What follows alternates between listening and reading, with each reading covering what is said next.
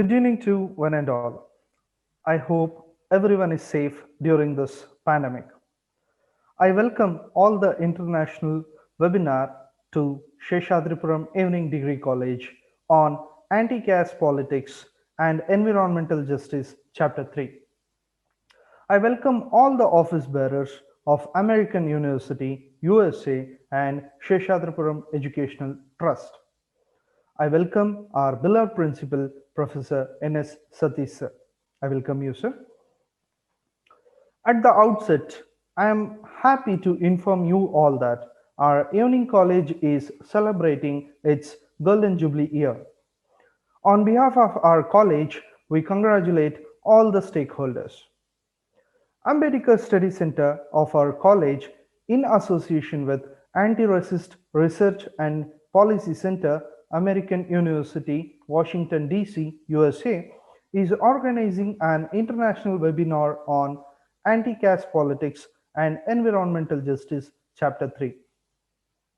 I now request Sunil Kumar sir to play a small video of our college.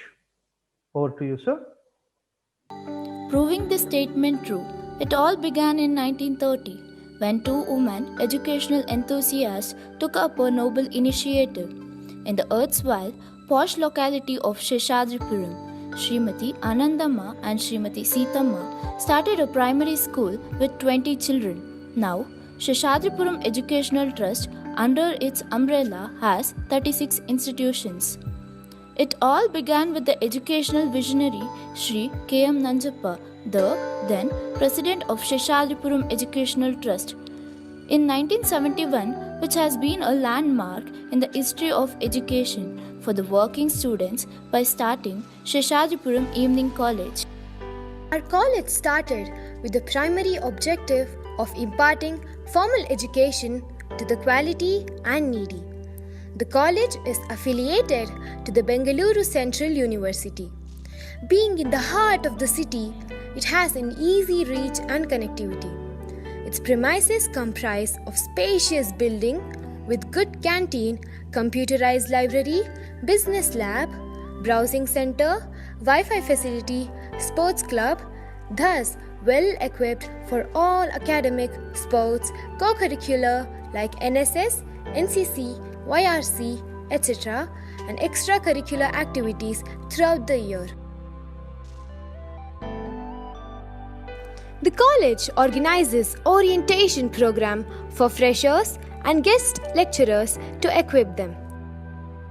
As most of us are working in the morning and studying in an evening degree college, it is very facilitative for us to excel in our jobs. Even though we are studying in an evening degree college, we are being provided many state level and national level opportunities to express our talents. Also, many cultural activities are being conducted. SEDC is engaged in various cultural activities throughout the year.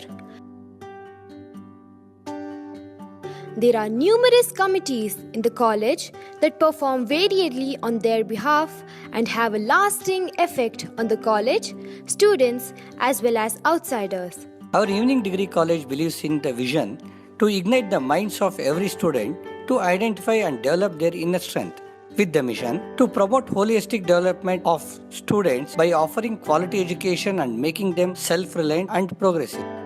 Our college NCC cadets will visit every academic year in Officers Training Academy Chennai and INS Kadamba Naval Base at Karwar. It will motivate our college NCC cadets to join Indian Armed Forces.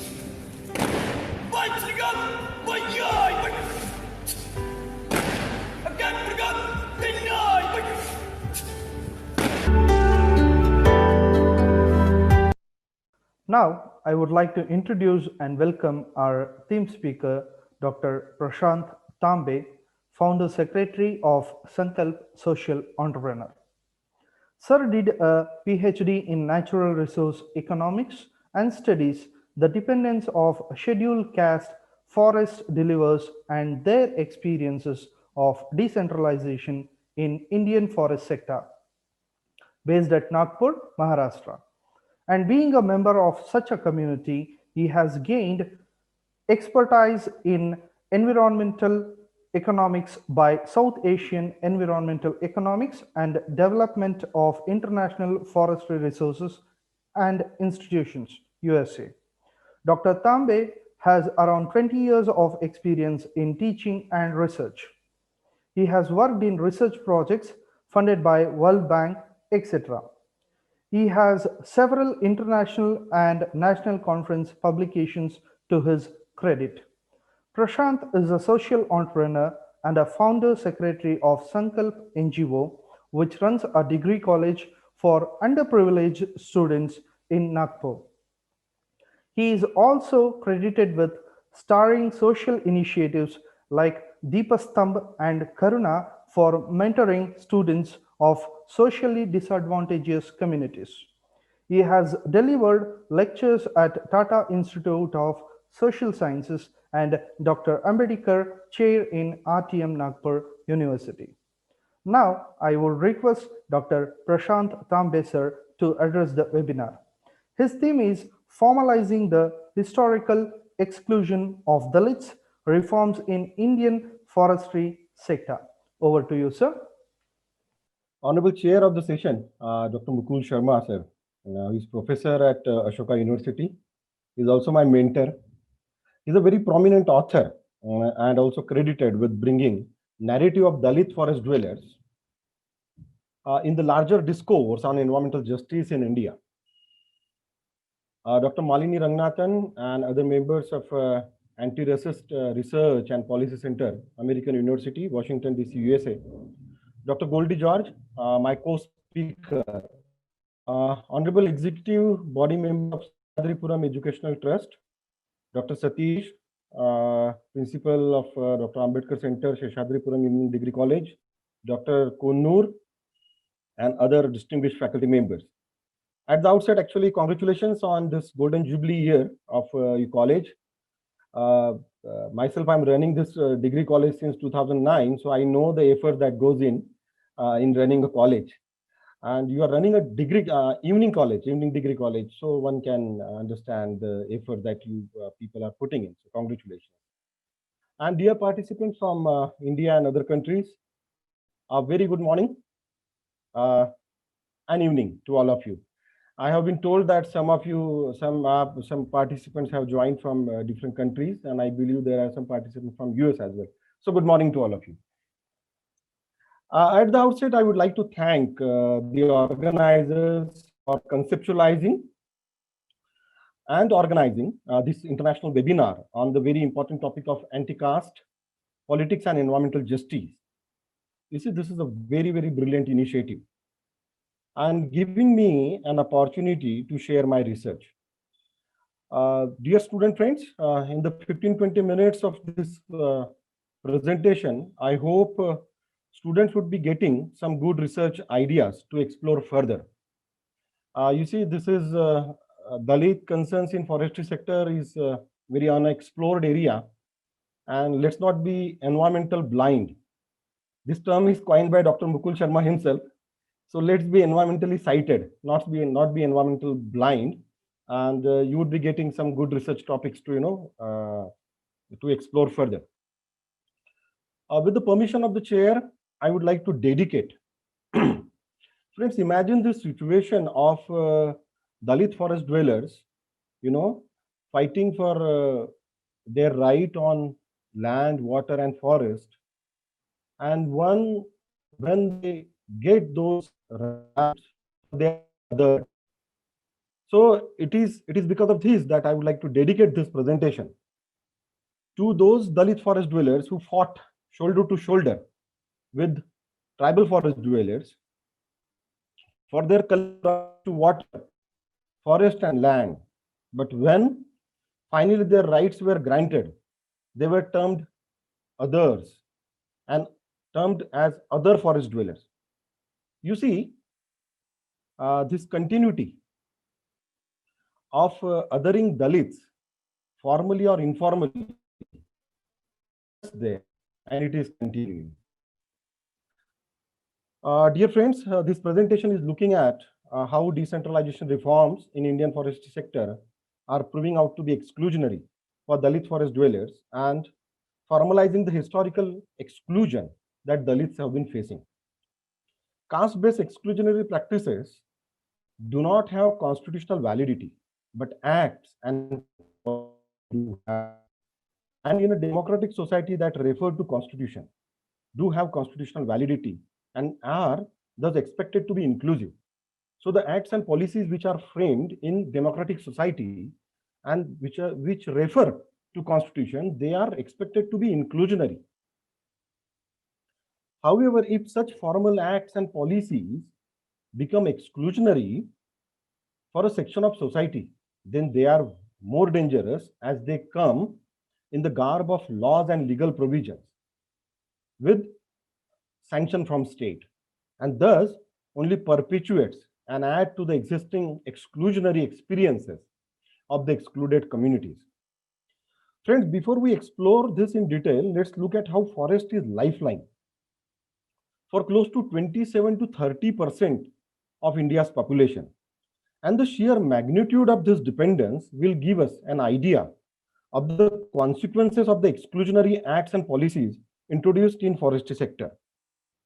Well, uh, before I would like to make a small disclaimer as well before we begin. Friends, whenever we talk about forest dwellers or we visualize forest dwellers, what do we visualize?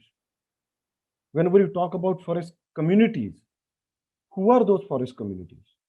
Are they homogeneous or are they heterogeneous? So we tend to consider forest dwellers as tribals only.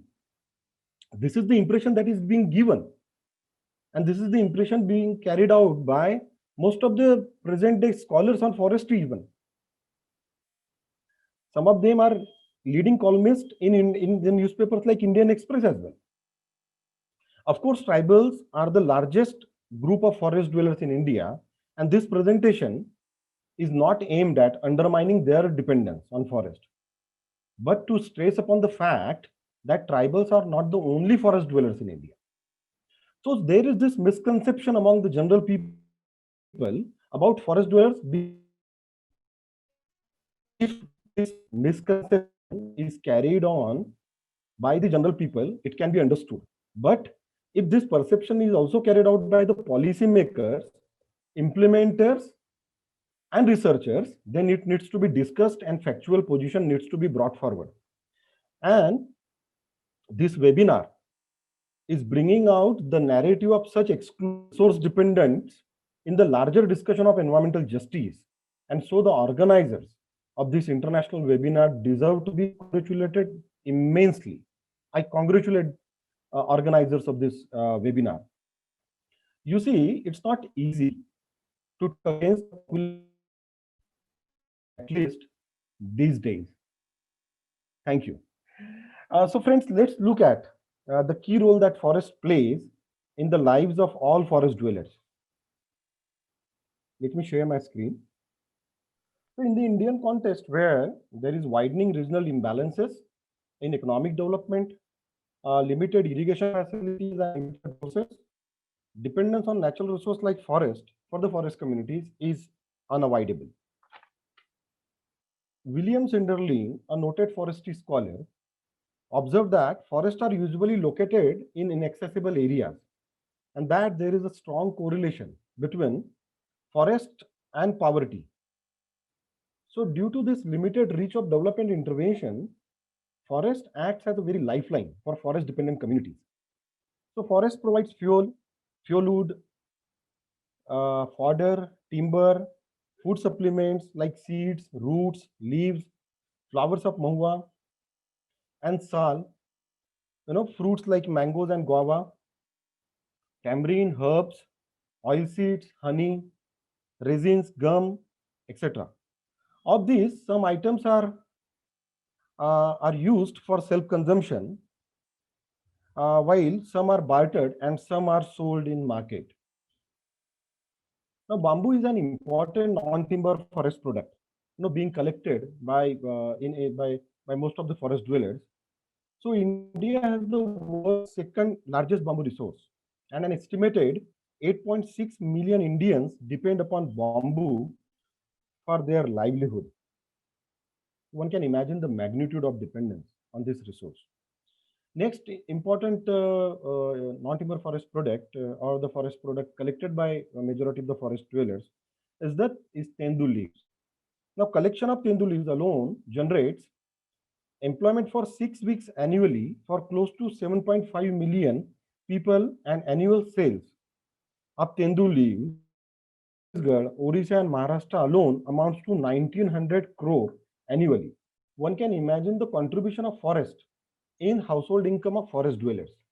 In recent years, there have been efforts towards basic value addition at the primary collectors level as well, and thus many forest cooperatives have been formed recently, and due to the organic nature of these products, products of forest origin, they are in high demand in urban markets. Now, in addition to the above, dwellers also get casual employment provided by forest department as forest guard, guide, casual labor in forest nurseries, etc. Now let's look at some data on forest dependence for India and the world. Gil Shepard, again a leading forest research scholar, puts it as the number of people deriving direct and indirect benefits from forest in the form of food, forest products, employment, direct or indirect contribution to livelihood and incomes range between 1 billion to 1.5 billion. Now, the degree of forest dependence changes, of course, according to the various peculiarities of the household. However, for a landless household, avenues of income, forest dependence or contribution of forest to total income would be significantly high. Now, even if you look at this census data, that there are this 6 lakh odd villages in India, out of which around 40,000 villages are not habited. Out of the 6 lakh villages which are being habited, 73 villages are close to forest. This is data by Ministry of Environment and Forest and Climate Change. And roughly 275 million poor people in India, they depend on forest. Again, look at this statistics on the dependence. And the forest is not just forest is very important for developing countries, or for forest dwellers living in developing countries, as observed by United Nations Food and Agriculture Organization. And mostly poor people, they depend on forest. Secondly, forest is not just for the economic dependence, but as observed by Myers, important source of food and nutrition for poor forest dwellers. Let's look at the very important aspect of this presentation, friends. Now, forest communities are not homogeneous, as largely perceived. They represent social structure observed in other parts of India and the social dynamics associated with it. So, out of the total 1 crore 50 lakh families registered under joint forest management in India till 2011, 32% are scheduled tribes, 24% are scheduled castes, and 44% are OBCs, nomadic tribes, special backward classes, and open category. This data is again of Ministry of Environment and Forest 2011 data. So acts and policies framed with such social diversities of forest dwellers, so they have to reflect these social realities and how to be inclusive. Indian Constitution thus directs state to frame acts and policies in such a way that they are not exclusionary. Now, in this connection, Article 15 and Article 39 of the Indian Constitution need to be looked at. So, Indian Constitution, it directs the state how policies and laws to be framed when there is such kind of social diversity. So Article 15 and 39 are of special interest to this presentation. So it reads, Article 59 of the Indian Constitution reads as following: the state shall not discriminate against any citizen on grounds only of religion, race, caste, sex, and place of birth, or any of them.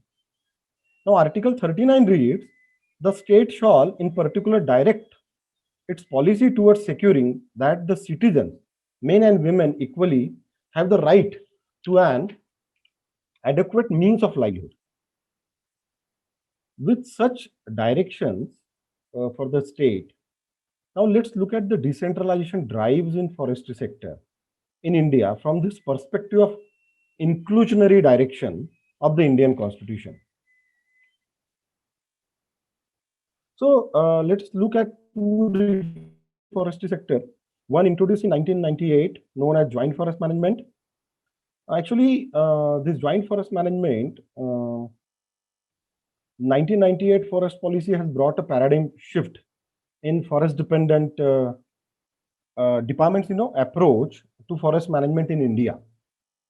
Government realized that it does not have the resources to guard every single tree, and forest communities can't be considered as outsiders always. It is so obvious that that government realized, of course, it realized very late that it cannot place the forest guard for guarding every single tree. And also, government also realized that communities have protecting and sustaining the forest resource when left to themselves, in addition to using it, of course, sustainably. So accordingly, Forest Department Management, better known as JFM, as the name suggests, JFM is a partnership between State Forest Department and local community, and forest protection committees are formed at village level to develop microplans to conserve the forest with the help of the other decentralization drive or act is Forest Right Act. On the other hand, is an act to recognize and transfer the forest rights and occupation in forest land to forest dwelling scheduled tribes and other traditional forest dwellers who have been residing in such forest for generations, but whose rights could not be recorded. Now, friends, Banerjee and Duflo and McDougall, Banerjee and Duflo, who recently they are Nobel Prize recipients of 2019, they observed that Indian forest dwellers are not homogeneous. As against the assumption of homogeneity of the community, communities are ethnically, socially, and economically diverse. McDougall observed that these communities are often divided by factors such as caste, ethnicity, length of residence, gender, and wealth. And then there is this Sanjay Kumar who observed that JFM guidelines have this provision that scheduled caste forest dwellers be made member of executive or management committees of joint forest management committees. However, in spite of these provisions for participation and preference of for scheduled caste forest dwellers, so far only 12 out of 27 states have made provisions for membership of Dalits in joint forest management committees. Andrea Nightingale, another a very senior researcher and a leading researcher in forestry sector, and how communities are being incorporated for it's in Nepal, and she has observed that when just for the decentralization, when rights or communities are involved, and when communities are heterogeneous and there is a social hierarchy, so usually there are instances of elite capture, elite capturing these decentralized institutions, village or forest institutions. And you would be surprised, actually, if I share this incident. In Haryana, forest products usually collected by scheduled castes were added. This is post JFM. So when the joint forest management came into being in Haryana, so in some of the villages where forest the products which were collected by scheduled caste forest dwellers, they were added to the endangered list by the village joint forest management committee. So one can imagine how village social dynamics plays for the ones who are on the lowest rung of social order, when things are left to the community decision only without making sufficient provision.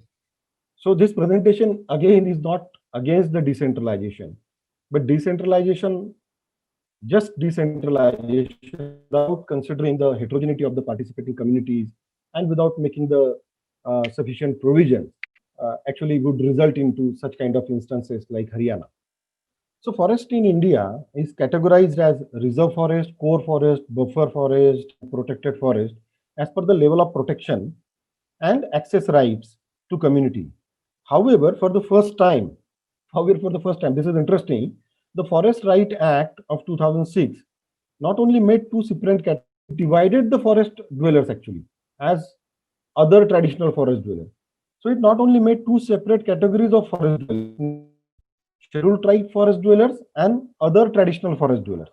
So forest as such was divided, but forest dwellers got divided after the FRA, Forest Right Act of 2006. And these are not only two different nomenclature, that's scheduled tribe forest dwellers and other traditional forest dwellers. Had it limited to the different nomenclature only, one could have understood. But then these two different nomenclature actually created two different evidentiary conditions to recognize the claims of forest dwellers on the land that they have been tilling. Also failed to recognize Dalit forest dwellers at par with tribal forest dwellers. Now, there's scheduled tribe forest dweller in some village in India, and it has been, tilling the land. Now, this Forest Right Act was actually designed to give the legal entitlement. This household was tilling the land, but did not have the legal entitlement, and so was, subjected to various kinds of, exploitation by various authorities, and was also not, given. Was not he also could not become the beneficiaries of various government schemes, which are, land entitlement driven only.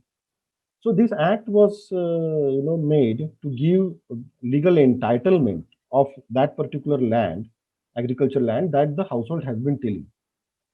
So under this act, scheduled tribes, for getting their claims or for getting the legal entitlement of that particular land, was asked to give the evidence of their continuous residence in that particular village from 2005. Now, some scheduled tribe forest dweller, making application in 2015. So it is not difficult to produce evidentiary evidence of, say, of 10 years back only, 2005. It is possible. But for scheduled caste forest dwellers and other traditional forest dwellers, this act has created a different evidentiary, condition. What it did actually, that it asked other traditional forest dwellers and Dalit forest dwellers also to produce evidence of their continuous existence or residence in that particular village 75 generation. Actually, that they use the act used the term 3 generation. It goes to around 75 years. Now, in 2010, some forest scheduled caste forest dweller, making this application for legalizing the land. So from where that particular scheduled caste forest dweller would bring this evidence, considering the social hierarchy in India? It would probably go before independence. So this exclusion is in sharp contrast with the available facts of similarity of historical injustice between tribals and Dalits. Pages of history are further turned, we would find Dalits were more excluded socially and even from access to natural resources. So they do qualify as the ones who face historical injustice.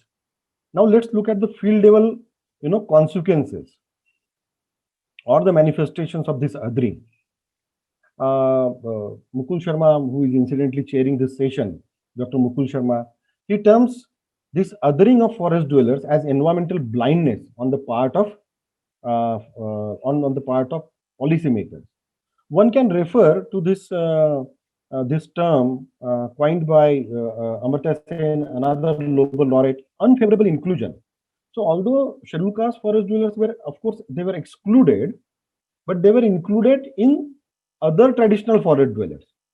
They were excluded from being considered as the primary forest dweller.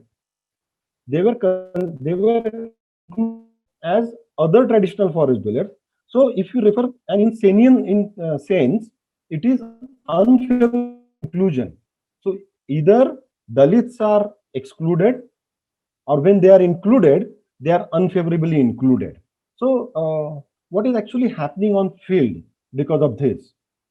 So some activists and studies have also found that post Forest Right Act, social tensions, and if you refer the wonderful research done by Kodiveri, Apita Kodiveri, who profoundly referred Dr. Mukul Sharma's research.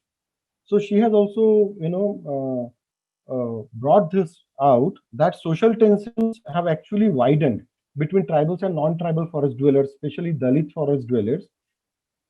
And there have been incidences of forceful eviction of Dalit forest dwellers, and the atrocities are on rise because the field level impression that Forest Right Act is primarily for tribals.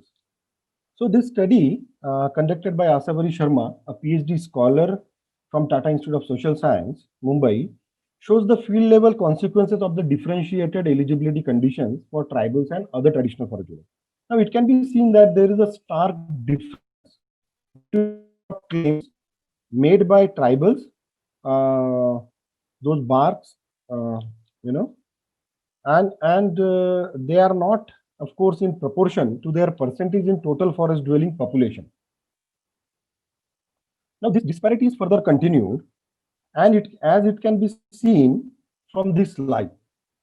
Those big dark green bars represent claims received by tribals, and those tiny, little green ones represent those received by non-tribal forest dwellers.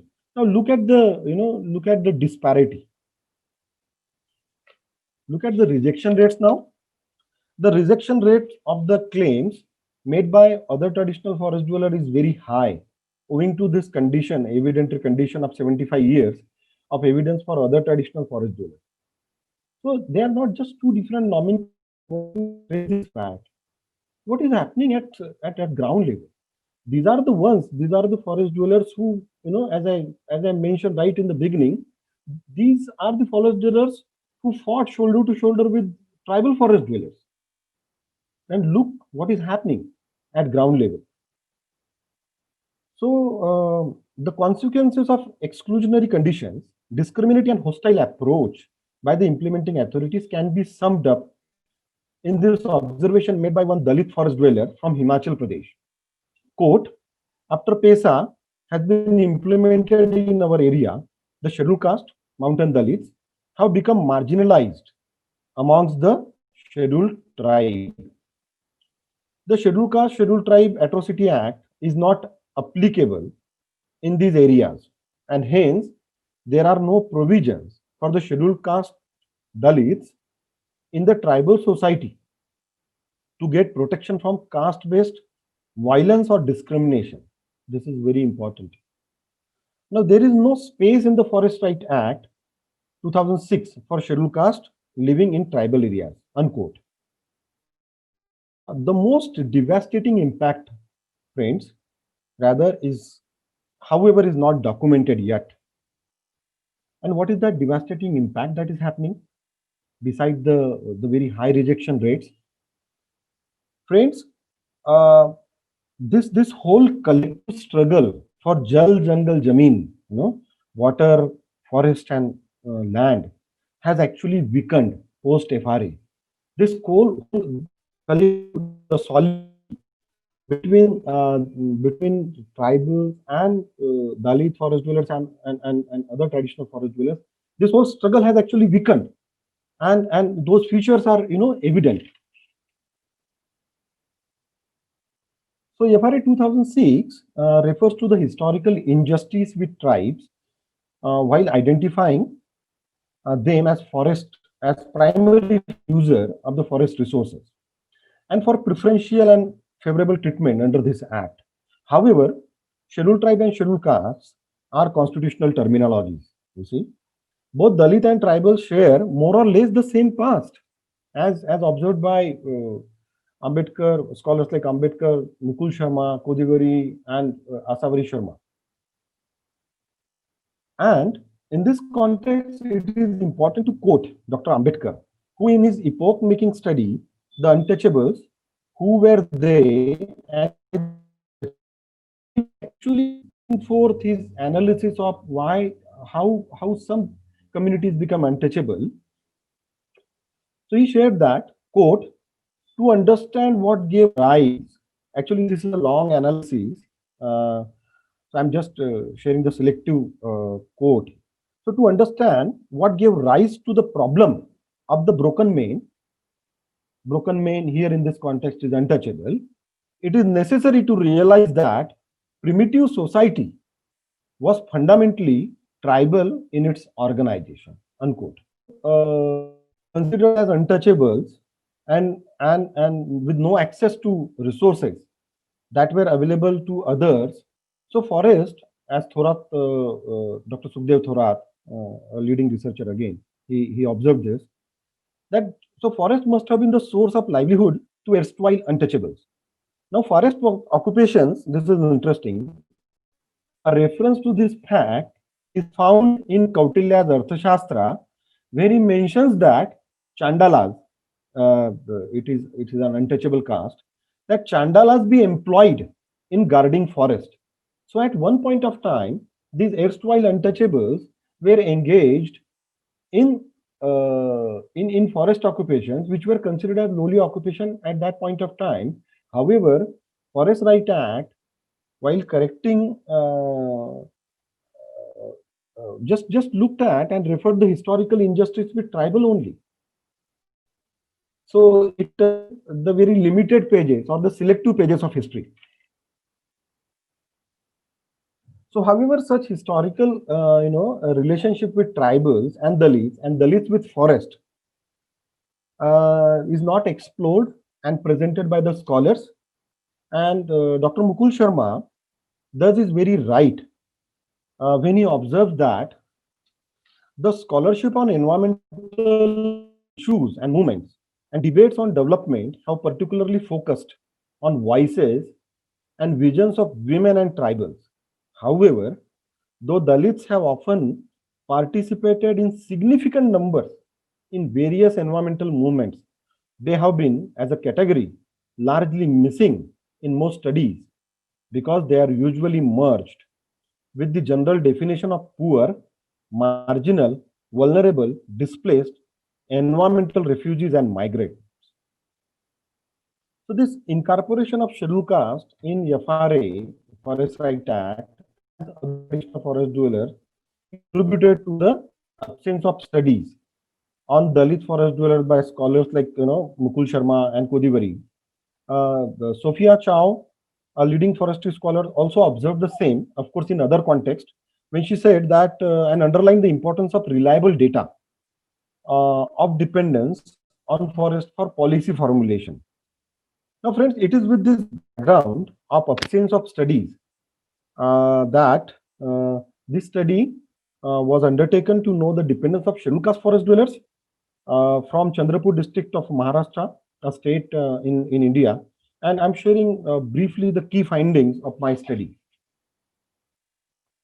So that there is this commonality of scheduled forest dwellers that due to the exclusionary policies and absence of access to other income generating assets like land and cattle, scheduled caste relied more on forest for various needs, as observed by these scholars.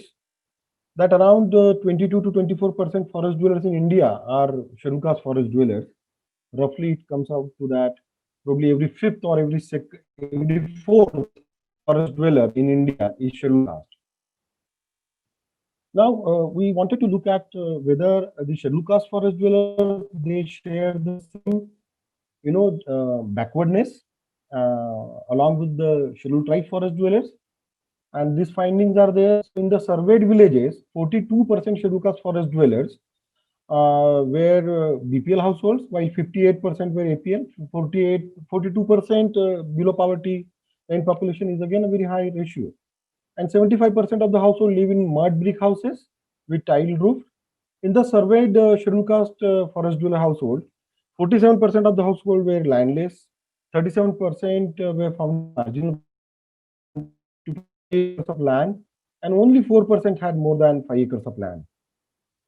31% of the total households surveyed were found to have any without any livestock. Around 30% household. So around 30% household did not own any assets like bicycle, TV, mobile, etc. Around 37% of the household work as agriculture labor, and around 40% of the household do manual labor as a secondary occupation. Now, this section of the finding is very important.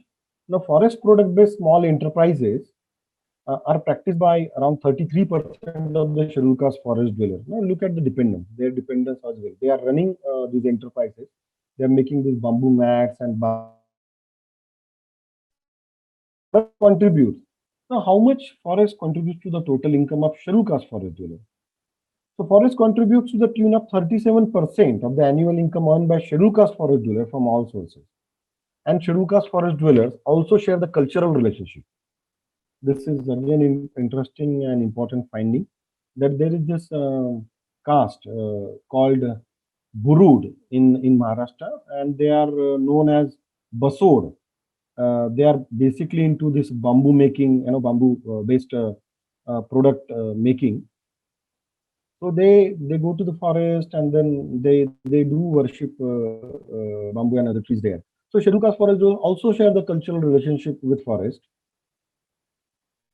Now, important recommendations in the light of this finding, that there should be scrapping of these two different categories and different scheduled caste forest dwellers as under FRA 2006. Awareness generation, because the department is thoroughly insensitive when it comes to the recognizing the rights of other traditional forest dwellers, and especially scheduled caste forest dwellers or Dalit forest dwellers. So awareness generation and sensitization among different stakeholders of forest management about scheduled caste forest dwellers dependence, documenting traditional knowledge of scheduled caste forest dwellers. So traditional knowledge with special reference to forest of tribals is well known, but scheduled caste forest dwellers or Dalit forest dwellers, they also have this traditional knowledge related to forest, however not being documented properly. So efforts should be made. And then creation of national monitoring groups for the forest side of scheduled caste forest dwellers, and all scheduled caste forest dwellers be made members of joint forest management committees. Entitlement of forest and other government lands to scheduled caste forest dwellers who are mostly landless. Then promoting forest user cooperative societies with representation of members from scheduled caste forest dwellers. Many forest committees are there where scheduled caste forest dwellers are not given sufficient representation, and so the consequences of exclusion or their narrative is not heard when they go to attend meeting. This again the term used by Andrea Nightingale, whether they are participating meeting or they are just sitting. So their representation should be ensured. An effective representation of scheduled caste forest dwellers on various forest related committees, including this forest right committees. Effective compliance of constitutional provisions meant for welfare of scheduled caste in forestry sector. Identification of social capital of scheduled caste forest dwellers with special reference to forest. And need for studies on dependence of Dalit forest dwellers with wider geographies. My study was conducted in just one district of Maharashtra, that is Chandrapur. So there is a need actually to bring out this dependence, because there is wider gap as far as the dependence studies of scheduled caste forest dwellers. So need to do more studies on dependence of Dalit forest dwellers with covering the wider geographies, and also need to identify areas or domains where narratives of the socially excluded are missing, and research it further. Thank you, friends. Thank you for listening to this presentation. And I'm immensely grateful actually to Dr. Mukul Sharma, who is chairing this session, for providing me this opportunity. Thank you very much, sir. Thank you, sir, for such an informative session. Now, I would like to introduce and welcome one of the theme speaker, Dr. Goldie M. George, activist, author, academician. Sir hold PhD in Social Science from the Tata Institute of Social Sciences. He has been an activist for the past 30 years, working on Dalit and Adivasi rights and combining his own life experience as a member of such a community. After working with different organizations, he founded the Dalit Study Circle in 1998, Dalit Mukti Morcha in 2002, Social Institute for Research Study and Action in 2004. In 2002, he co-founded the Center for Just Peace in Asia along with many grassroots movements in other Asian countries. He has to his credit 4 books, 4 booklets, and 30 papers, chapters in research journals, books, as well as nearly 500 articles in mainstream national, regional, and popular media. Dr. George has organized several international conventions, conferences, consultations, seminars, and workshops, and made key presentations in countries like Sri Lanka, Nepal, Thailand, Hong Kong, Singapore, Malaysia, and South Korea. At the national level, he has been working and associated with organizations and movements in Chhattisgarh, Odisha, Jharkhand, Madhya Pradesh, Maharashtra, Bihar, Tamil Nadu, Telangana, Andhra Pradesh, and Kerala states. Academically, Dr. George is an expert on research methodology with a specific focus on ethnography and anthropology. He has been a guest faculty at TISS Mumbai and Tuljapur, Delhi University, and a visiting faculty at National Institute of Social Work and Social Sciences, Bhubaneswar. Now, requesting Sir to render his theme address. His theme is Walking Through the Lands of Geocentric Spirituality of Dalits. Over to you, sir. Thank you. Thank you very much for this elaborate uh, introduction of mine. I'm very much honored to be here before the enlightened collective of academics, intellectuals, scholars, students, and many others. Let me, at the outset, let me congratulate Sheshadripuram Educational Trust for their Golden Jubilee year. And I also would congratulate them for taking up a very important theme of anti-caste movement and ecology and connecting it with the question of ecology in the broader context. Um, Professor N.S. Satish, Professor Mukul Sharma, Professor Darapa Kunur, and my fellow panelist, Dr. Prashant Tambe, and my dear friends. After a very charged presentation by Prashant, I am not sure whether I'm going to keep up this tempo. I may take you to a different world altogether. His presentation was filled with a lot of data. It was thick and enriching with a lot of data. I don't have any data. I'm not going to deal with data. I'm a data-less man as such. And my theme itself is a data-less theme. So without much of I would rather like to check out like how do we understand this whole idea of spirituality. How do we look at the whole idea of very difficult when you take a topic, a theme like walking through the lanes of geocentric spirituality of Dalits. In the previous presentation, Prashant went so deep into how forest is so closely related with that. And I think I will take it from him. I'll carry forward what he has brought to the fore. Um, Geo basically means earth. Geo means earth. You know, you have geoscience, geography, geology. So geocentricity precisely means earth centric. So what does it mean when you call something like earth centric?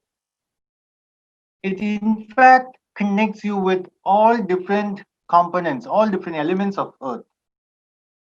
Let's say, like, for example, the hills, the rivers, the streams, the mountains, the valley, the soil, the trees, the produce, even human beings, and the labor, and every single aspect of it is so closely connected and interconnected. So there comes the interconnections, the human interconnections with all these elements, which is basically the geocentric understanding of a community. Now, when we talk about Dalit community, or for that reason, even Adivasis, or to call it broadly, indigenous people, there is a strong element. Now, when you use the term spirituality, in general, we understand spirituality as something alien from our physical existence. But in the case of Dalits, this is not alien to their physical existence. This is an innate part of their physical existence. It is something that they live in and live out. They live day in and day out. And there is a strong interconnection between this whole idea of spirituality with culture. There is a whole set of idea, and when I use the term culture, it has a broader sense. In general, I've also seen, in particular, in many places, people misunderstand the idea of culture. People think like just by songs or dance or doing a street show is what is culture. No, that's an art form. There are various art forms. So one of them is, like the art form that you present in that form. There are other art forms also. There are paintings, there are sketches, there are wall paintings, there are different kinds of art forms that one could explore. Culture is basically an overall way and lifestyle. And when people live it, when people connect their lifestyle to the hills, to the rivers, to the streams, to the mountains, to the valleys, to the soil, to the produce, to human beings, to the ancestors, to labor, and to every single aspect that they do in their day-to-day life, that becomes spirituality. That's how the connection between culture. So when a community engages itself in a spiritual way, it also means it's a cultural way. It also indicates it is the ideology that people live in their day-to-day life. So there are three interconnecting concepts. That's culture, spirituality, and ideology, which is in the Dalit context very much earth-centric, geocentric. It's connected to earth. Now, this may, how do we understand? How do we study and understand culture? Sometimes, there is a problem. Like many times, people um, use the notion, like in researchers more specifically. When you get into research, you speak based on data, and you see, like many times there are certain things that you cannot have a data. For instance, what would be the method to measure your feelings? What would be the method to measure your happiness? What would be the method to measure your anger? What would be the method to? So there are many aspects in life, in human existence, that you cannot measure with using the so-called scales. So there is also this whole idea of understanding culture, which need not be just in a homogeneous way of studying or understanding. It has to essentially be studied and understood in different ways based on different groups and their own practices. For instance, I can tell you uh, two basic formulas to study the culture. Maybe you can also experiment, and also you can uh, you can try it in your own context. When you try to study the culture of any particular group, whether it is a scheduled caste group or a scheduled tribe group, then what is essentially is that we need to basically do two things. Number one, make a small observation and note of what a person do from morning till evening, from dawn to dusk, from the moment he wakes up till the moment he goes to sleep. So it could be not just he, it could be a family, it could be a group of people who would just come in and uh, it could be a whole community, it could be a village.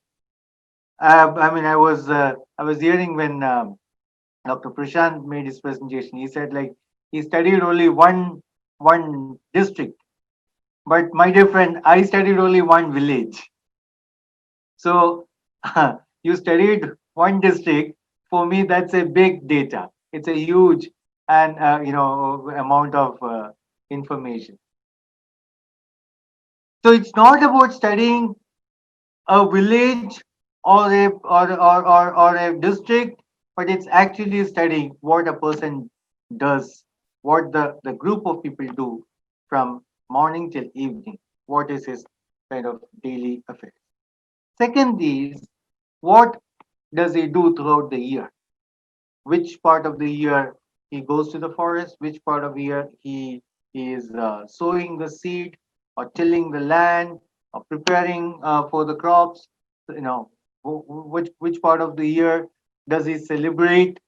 The fruit of the first fruit, celebrate the first fruit, and which part of the year he prepares for harvest, which part of the year he prepares for other aspects, for fun, entertainment.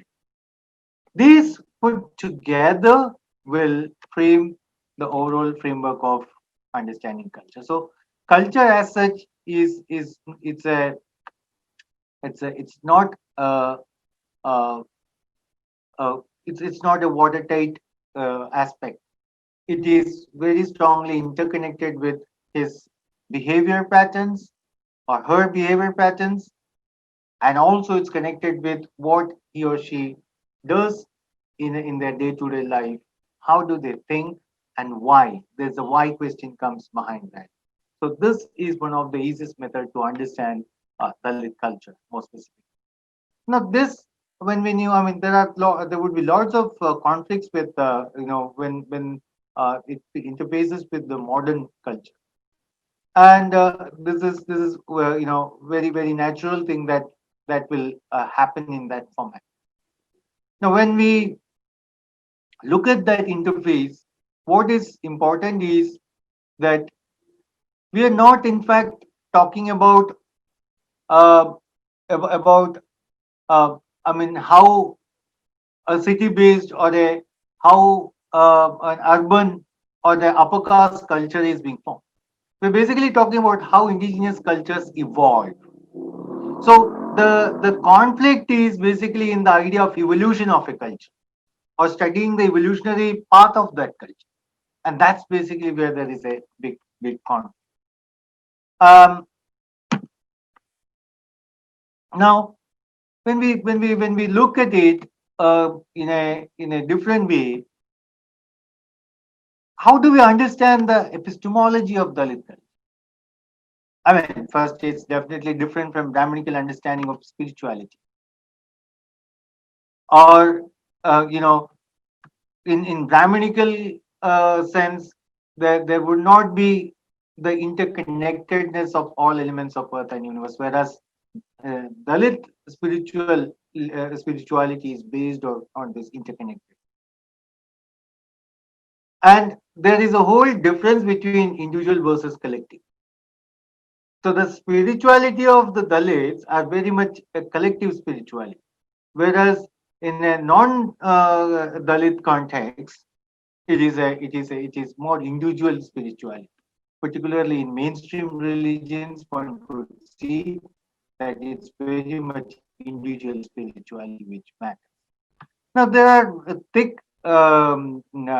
are thick descriptions and narratives of spiritual expression, and in many contexts, in most of the contexts, what one could see is that we do not have the scales and yardsticks to measure, to tap these narratives, these descriptions. We do not know how to understand them, whether to understand or not.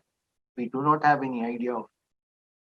So then we start using and terming this as black magic and false faith or wrong aspects of religion, or we start branding them in different. I can give you several examples. But however, I also want to bring in, whenever you connect the elements of earth and universe with the overall idea of Dalit spirituality, ancestor worship is very strong. It's a very powerful component of any form of indigenous spirituality, and more specifically to Dalit. However, probably in more recent times, over the past like 3 decades, you could see there is a weaning away of this uh, idea of culture from among the Dalits, more specifically with an influence of Ambedkar and others. So there is a weaning away. It has brought both certain positive aspects, and it has also got several negative aspects. There is the greater spirit which is known as Adi Pinu or Devta. So the Adi Pinu is the great spirit, and or you can say the first spirit. It's not just the great spirit, but also the first spirit. And there is a Dr. Basudev Sunani has brought in this whole kind of a myth where life originates precisely from Aditya.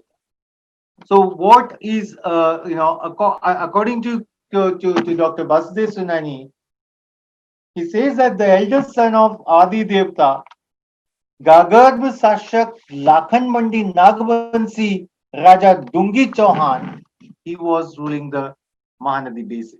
Lakhan Mandi had two wives. One was Raimuni, was the eldest, and the eldest wife had, and the second one was Katni, the younger one. The eldest wife had 11 sons, and the younger one had 6. And Raimuni's children were Gajapati, Devbhog, Savilsai, Kalboj, Manboj, Janke, Manke, Deogon, Kolbit, Pitasa, and Ida. And the 6 children of Katni were Rajogono, Maharajo, Thukul, Badi, Adigono, and Jatigono. Later, the 6 children were known as Chandigodia, Harigodia, Bairagodia, Lanjigodia, and Kusgodia, and Gard Mohaba. And these 6 children were later came to be known as Chekulia Gond. Chekul means 6 buns or 6 families or origination. Out of the 11 sons of Raimuni, one was Kalboj, who later took over as a king from his father. He had 4 sons, namely Gang, Gagarb, Jadu, and Kadam. And these brothers are probably the ones who are today known as Gond, Ganda, Gauda, and Kond. Now, this is the interconnections that one could find in the context of understanding how the idea of Adi Devta or Adi Penu becomes very important, particularly in the context of Mahanadi civilization. Dalits are the creators of civilization. Whether one likes this statement of mine or not, I would say yes. Particularly in the context of Mahanadi, as I just placed this whole story that's there in folk literature, in community literature, in folk songs, in different forms, you could see that they are the originators of this civilization. So they were the ones who ruled the Mahanadi basin from its the beginning, from the inception point to the last point. So therefore, this the Mahanadi civilization, which is an unexplored civilization, and this civilization could be narrated or could be placed as a as the Ghana civilization or the ancient Dalit civilization. Now Ghanas are also like the as I said, the Duma worshippers. Duma is basically the term used for the spirit of ancestors, the dead ancestor spirit. Now, because they were worshippers of Duma, one section of Ganas were also known as Domb or Dombo. The term Domb and Dombo, which is normally used as a different section of scheduled caste, is basically because they happen to be historically the worshippers of Duma. So the creators of this civilization, there is this myth which I just placed before you, the myth of Adi Devta being the originator and his son Dungi Chauhan and his two wives and one of them Kalboj and the four children of Kalboj who are Ganga Garb Jadu Kadam. So this whole origination of myth is also interconnected. There are several myths. I'll place a few of them. One is like the whole Ghana community in a broader sense is also known as Lakhegar Samaj. Lakhegar means lakh. At that point of history, the highest count one could count was up till a lakh. So what does it mean? Lakhegar Samaj means it was like a 1 lakh different families, different buns.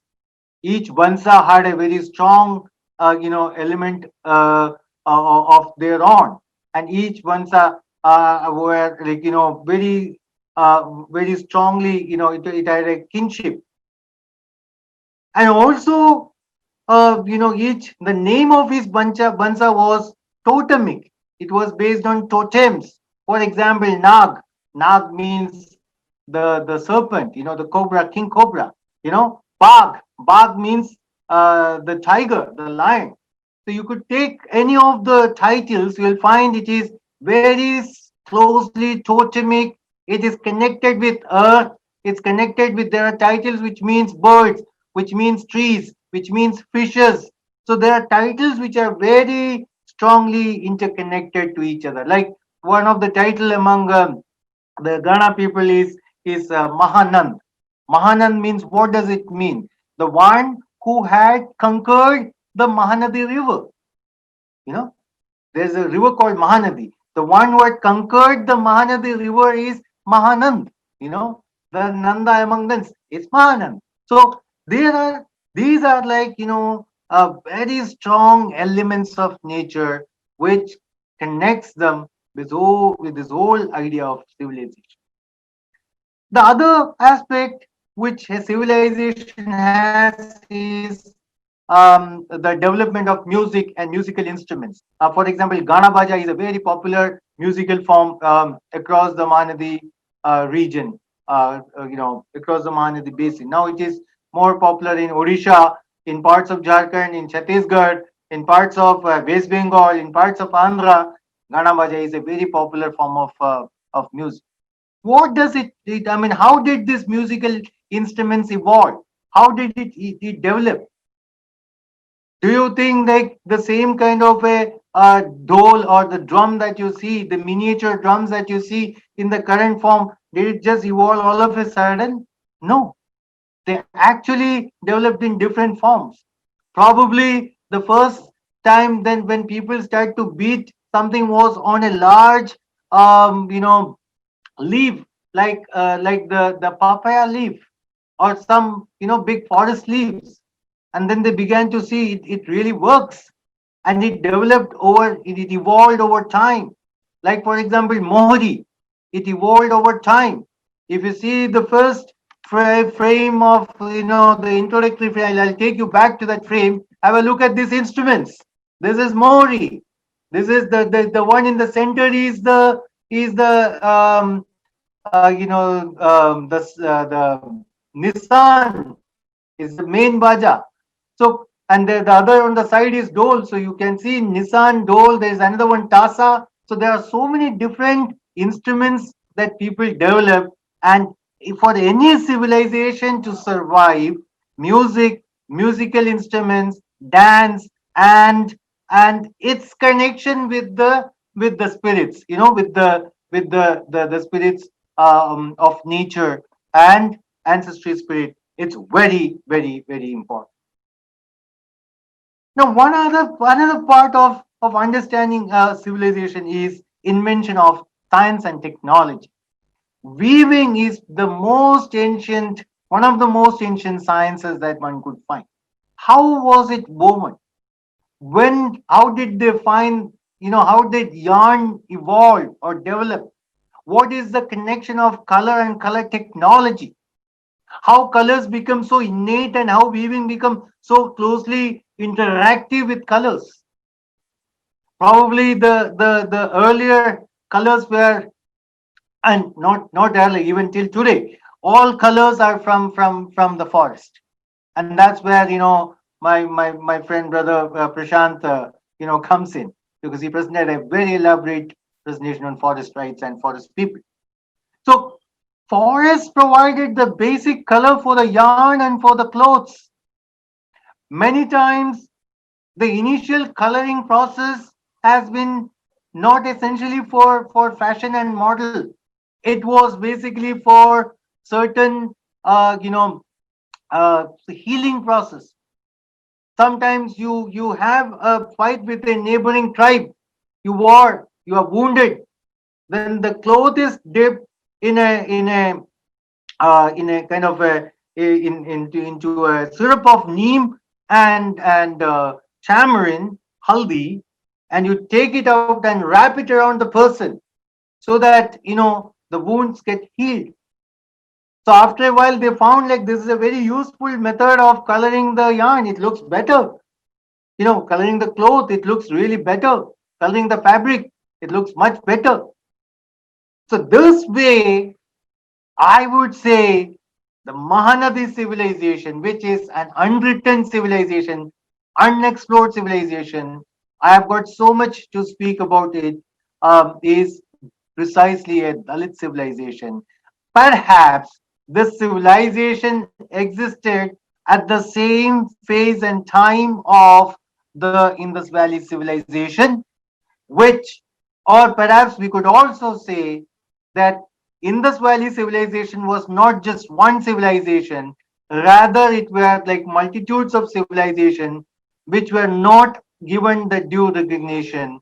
Rather, they were brought under a composite term of Indus Valley civilization. The other point which I want to bring forward today is, what is Duma among the Gandas, and how does it become the centrality of Gana spirituality? Now, Duma basically, it's a very detailed theme. I would be very precise. Duma interprets the spirituality and philosophy among all indigenous groups in this country, not just in this country. I can tell you from my study and research across the globe, in America, the Red Indians, in the Scandinavian countries, you can see the Sami people. In New Zealand, you could see the Maoris. In Latin America, you could see similar groups who clearly have got the idea of ancestral spirit relationship. And that's also the strength, that's also the cutting edge where you relate yourself with your ancestors. Now, how do you understand this? In Hindu culture, in mainstream Hindu culture, there is something they call it as Pitar Paksh. It's basically when you feed your ancestors. I don't know, whether Professor Satish had ever gone to a Dalit or Adivasi village and have a cup of drink with them. What they will do is they will drop a few drops first. Have anybody thought why? It is to remember the ancestors. Why is Mawa, for example, Mawa, why is it important? Mawa is important because we have been living on this land when even water was not properly explored. There was no clean water explored, or there were no known sources of water access in that form. And this was also a method of Mawa was not like the commercial liquor that you get currently in the liquor shop. No, it was basically a healing process. That's where the idea of dawa and dua, it comes together. Dua is from the ancestral spirit, and dawa is what you. So dawa is the first thing, So the dawa is the first thing, and this dawa is very important. So this way you connect yourself in a very much powerful way with your ancestral spirit, the Duma. Now there are different aspects when you get into Duma. I'll just quickly go. I can see like the time is running out. But precisely Duma interprets your spirituality, your philosophy. Deity is the one who is the carrier, on whom the spirit comes and the spirit speaks to the community. The person who carries is known as the deity. And the role of the baja, the Gana baja, is very, very important. What they say is there are 32 rhythms of Gana baja. And they also say that the Atma or the Duma or the Jiv, the Duma or the Atma or the Jiv, it dances on top of the drum, the Nisan drum. So that's the importance, that's where the importance of Gana Baja comes in. But however, Gana Baja as a whole set of people, who are part of it. Even if one single person commits a wrong or a mistake, the Duma will not come. The invocation process of the Duma will not happen. The other component of Duma is the return of the Jiv. Jiv is the spirit of the dead person. So when a person dies, the body is taken from the home, and on the way to the cremation ground, it is kept at a point in between. That's a middle point. It is kept in between. It could be under a tree or something. And from there it's kept for a while, let's say like 5 to 7, 10 minutes, it's kept there. And then it is cremated. On the third day, or on the 10th day, it depends from place to place, it differs. So on the 10th day, in a ceremonious way, the people, the family members and the extended family and the community members, they go in a processor from the home to the place where the body was rested for a while, and from there, in a very ceremonious way, the Atma of the person is brought back to the home. So the Atma comes back to your home. And this Atma is further placed in a very honorable way alongside other tutelary deities, other family deities. It is placed in a very honorable way. That's the return of the Duma. And then the Duma itself becomes part of the ancestral spirit. So there are different ways of ancestral spirit to be understood. The deity himself becomes the Duma. The Ganavaja becomes part of the Duma. The Jeev returns to the home as Duma, and Duma, the Jeev becomes the ancestral spirit. And whenever there's a new child born in your family, then instantly people will recognize, oh, it's your grandfather. Oh, he is your, or she's your grandmother who is back. So then the child will be, people will not shout or beat because it's your father's father. So there is a respect for the child, whether it's a boy or a girl child, they're respected and revered so highly. And that's another form of Duma. And there's another one which is the village Duma, which is the community, not just of the Ganas, but also of all others in the village. And there's one fellow which is a dangerous one, is the Thingua Masan. Thingua Masan is basically the one who do not have a shore or a adobe. They are the persons who have died, whose Jew is not brought back to the home for some reasons. The Jew will not be brought back of people who are never married, who are children. Who, if they are children who die, the Jew, their spirit will not be brought back. The ones who never marry for the entire life and die, their spirits cannot be brought back. So their spirits will reside in different places, and they will sometimes come and throw things and trouble you.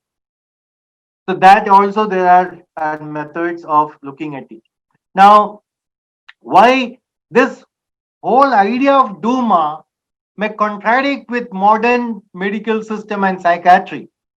People would say that it's a set of people who are completely mad. But I can actually engage with that question. What's the philosophy and theology of fine? So the spirituality of Dalits is earth centric, and where earth is not a private property, but it's a gift for all. Dalits do not believe that body is for everlasting. No, body is it's mortal, but life as such, there is one life ending and there's a new life coming, or the Jeev coming back to your home. It's basically it's immortal. We are not above the cosmos. We are not above the nature.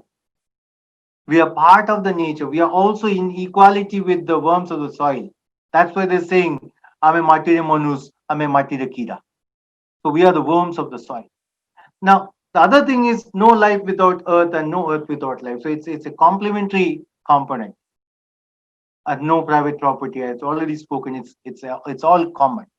Now there is a very strong element. This is where there is the resistance movements gain a lot of strength. There's a spirituality and philosophy of liberation, and this is doesn't mean like you accept anything and everything. You also have the power and then courage to fight back and liberate yourself from unjust structures. And the other component is the struggles, the resilience, peace, and harmony.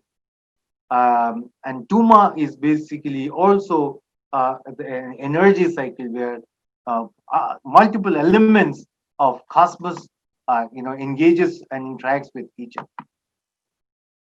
In a way, it's a spirituality of transformation. And there is a very different idea of God. The God who is not alien to you, who do not sit in temples and ask for your offerings. The God is one among you. So whenever you want to interact, you interact with the God.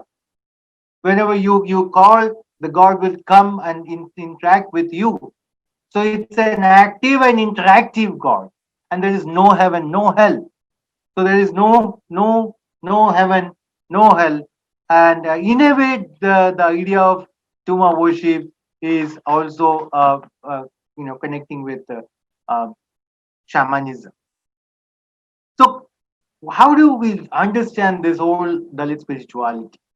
It's of course geocentric spirituality, but it's a dialectical process. It's an evolutionary process, and it completely dismisses this the divine divide between the divine and the material component. There is no separate divine person. There is no separate physical person. It dismisses that gap.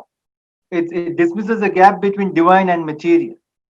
So it transcends relationship, and it actually engages you in a method by which human nature and ancestor becomes interconnected. There's a power of collectivism and egalitarianism. There is a and how do we understand the whole idea of power? Power in general is understood like you have to govern and discipline others. But here, power is understood to be a process to govern and discipline oneself than establishing and manipulating power over that.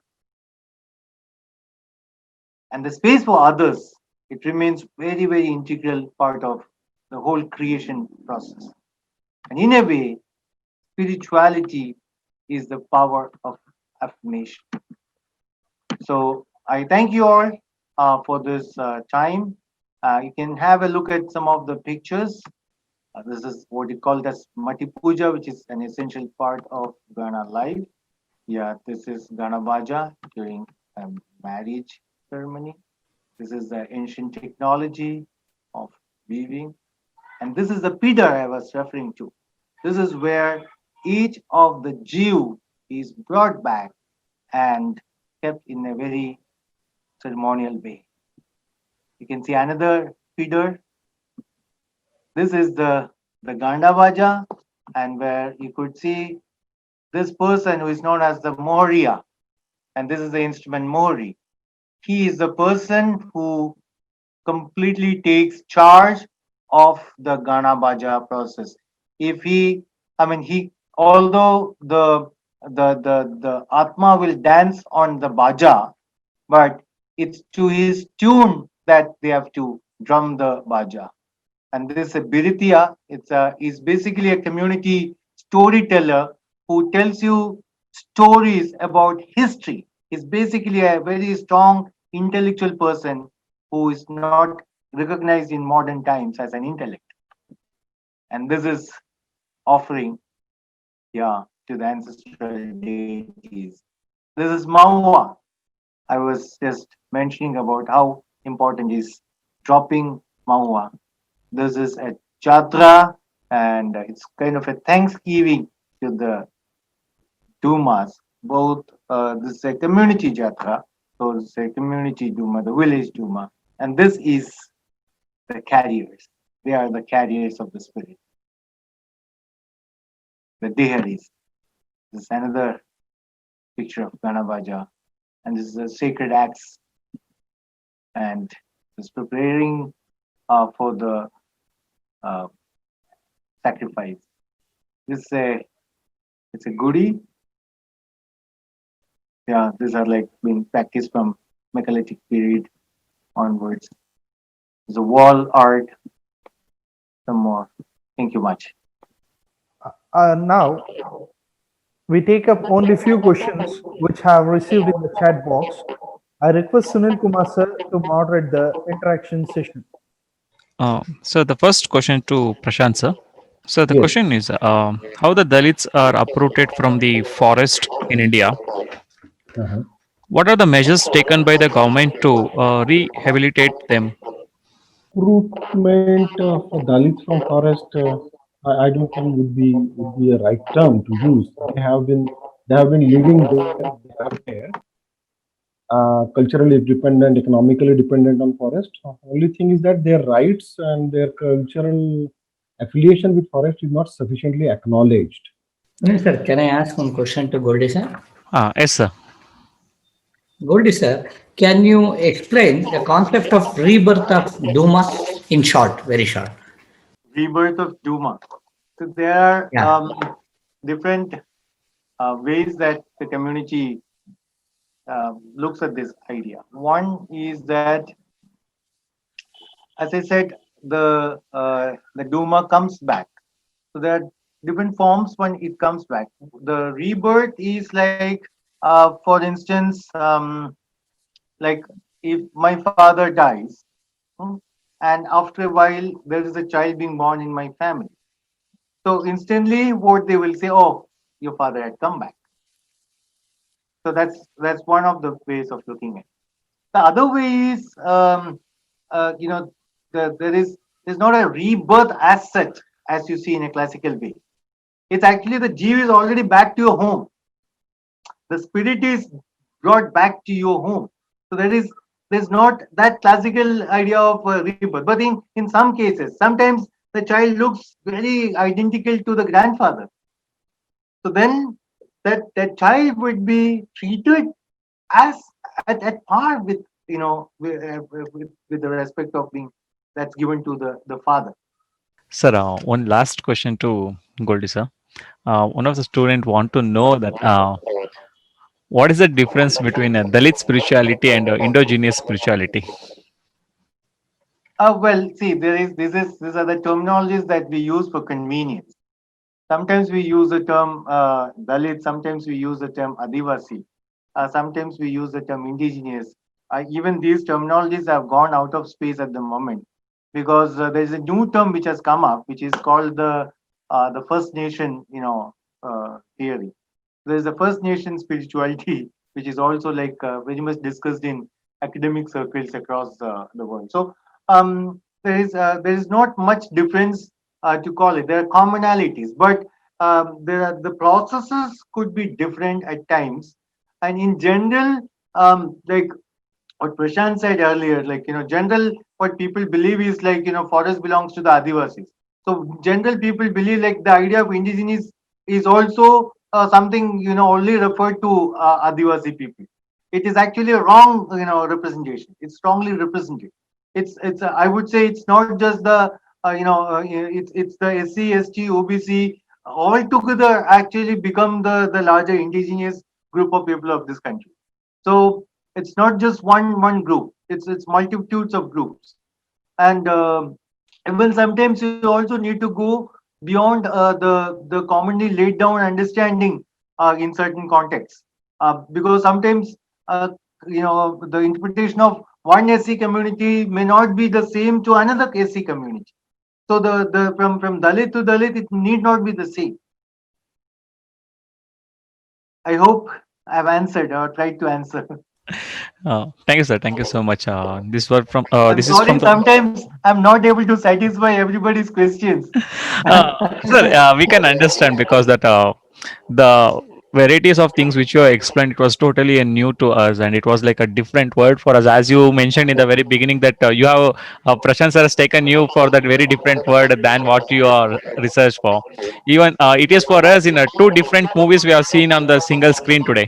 That sir totally he discussed about the data and how the things runs in the forest and these products and everything, and you totally explained the different things that how Dal is going to celebrate, and the words what you have used, it was really totally new things for us, and from the interactive section it was totally different experience for me today. And it's always we got to know that there is a different terminologies for the few things which we use commonly.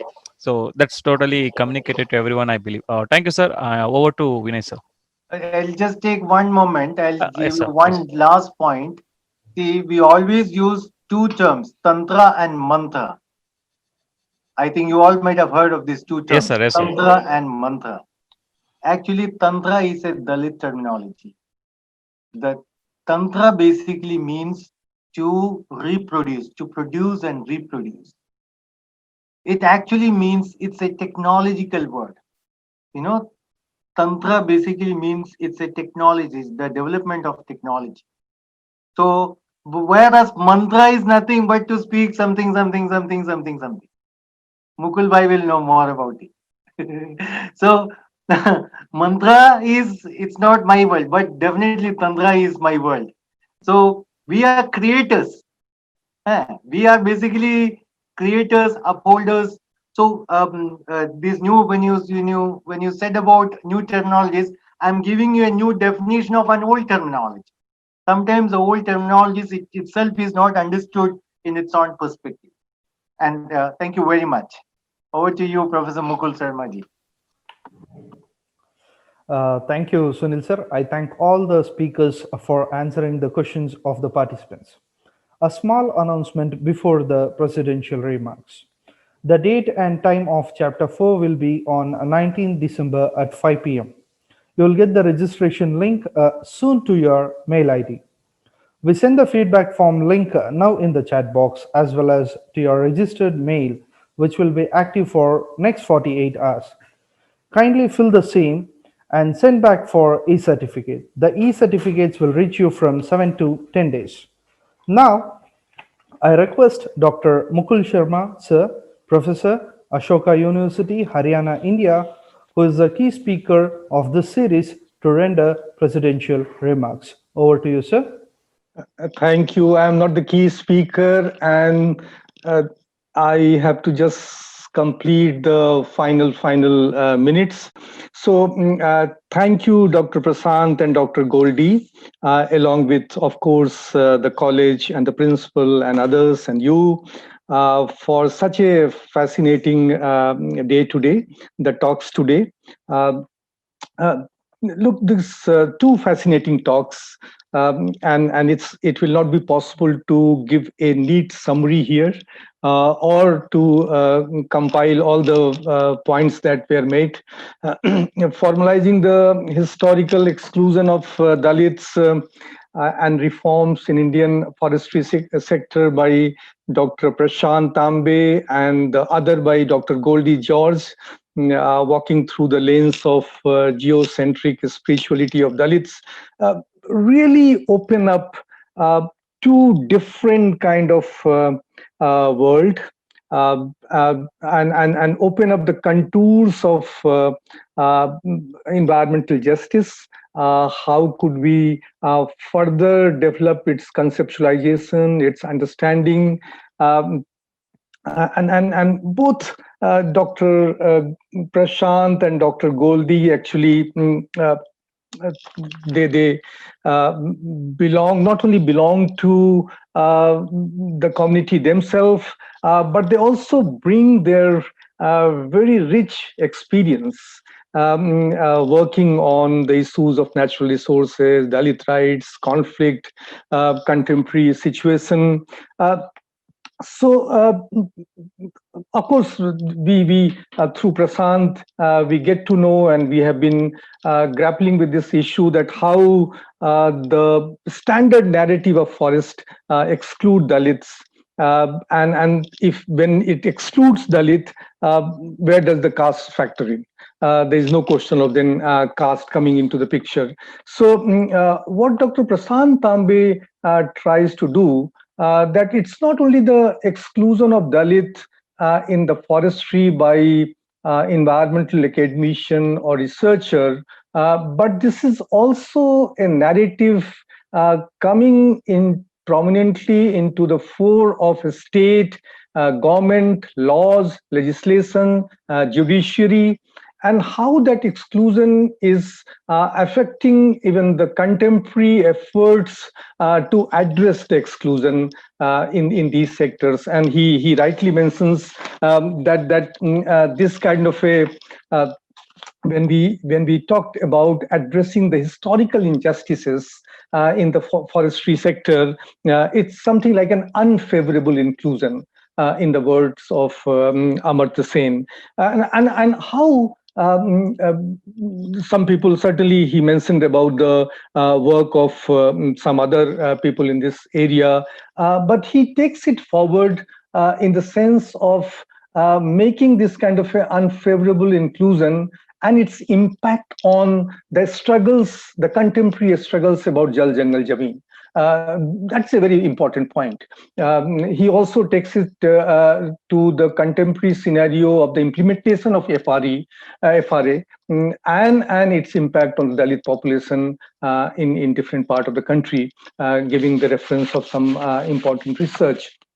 A very important move ahead in understanding the Dalit universe in forestry sector, the intervention of a state, a government, laws and legislation, and how it continues to exclude Dalit concern narratives, and how the historical injustices continue in different garbs, in the garb of, in the form of unfavorable inclusion that he uses. One would like to think about that, how in future this kind of exclusion can be addressed. By which way? Of course, he came out with certain recommendation, but how various movements, researcher, academician groups can take it further and build a synergy. Because one thing coming out from Dr. Goldie and Dr. Prasad together, that when we talk about forest and Dalit and Adivasi, these are not exclusive identity. These are not different identities. Dr. Goldie also emphasized in his final words by responding to a query that they very much merge with each other for our convenience, for the purpose of a state and government, and for various kind of divide and rule policies. We create these categories, but how would we take it further to make it an inclusive category for the future work in the forestry sector? That still remains a challenge. How do we work on those recommendations that was suggested by Dr. Prasad Tambe? How would we do further research in different states, quantifying, qualifying the Dalit in the forestry, their narrative, their spirituality, their dependence, their struggles, their working shoulder to shoulder with indigenous population or Adivasi population, that remain to be seen. Dr. Goldie, in a very fascinating presentation. We would love to. I'm sorry, we were running short of time, and that's why we had to intervene to shorten his talk. But in a very fascinating, wide-ranging, he again opens up a new world, the world of Dalit spirituality. We have heard so much about indigenous cosmology, the world of environment, the spiritual environment in the field of gender, but we have heard so less about Dalit spirituality, where earth becomes the locus, where the interconnectedness, the collectivity expressed through Duma, spirits make earth as a locus to give a different identity to nature and the interrelationship with nature, where there is no dualism. Which he emphasized. So this world of Duma spirit and Duma worships and opens up a new world to explore further Dalit spirituality in terms of nature, ecology, and their entire relationship. That's an area which is very less focused. And he rightly, and he also makes some very provoking proposition about Mahanadi civilization, parallel to Indus Valley civilization, or Indus Valley civilization consisting of various streams, and it's not one stream that we should be focusing on. Trying to open up, and of course the world of Dalit folklore, festivals, celebration, their songs, their music, their instruments, that opens up a new Dalit universe on nature or Dalit ecologies, whatever you feel like seeing it. And interestingly, that could be again a point to be further researched. the way he tried to make a connection with the modern science and technology, which many times does not sit in very many harmony and comfort with environmentalism. But he tries to also see this in that continuity, that how Dalit views on nature and their colors and their various instruments have some continuity with the modern science and technology. But there are common points, as I mentioned, that when we talk about Dalit Adivasi, we also talk about some commonality, and in developing our understanding on Dalit and nature, or anti-caste struggle and environmental justice movement from the eyes and ears and visions of Dalit, we should always also keep in mind these kind of a common feature. And then this geocentric approach that he, so many things actually he proposes for to us for further thinking. Geocentric approach, spirituality of transformation and liberation that we should be seeing in the field of environmental justice. Thank you very much. We are certainly very enriched by these two very different, not coming from different region, but also from different kind of experience, though coming from the community. Thank you very much once again. Thank you, sir, for your presidential remarks.